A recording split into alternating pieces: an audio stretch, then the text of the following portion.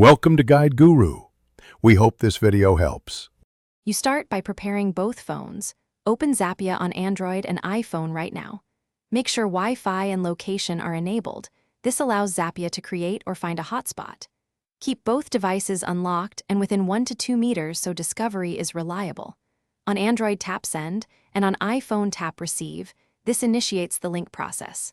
Once done, inspect the Android screen for Create Hotspot and the iPhone for the Join prompt, because those two actions form the connection backbone.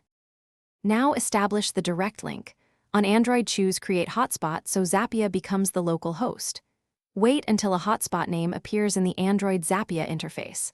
On the iPhone, look for that hotspot name inside Zapya and tap Join.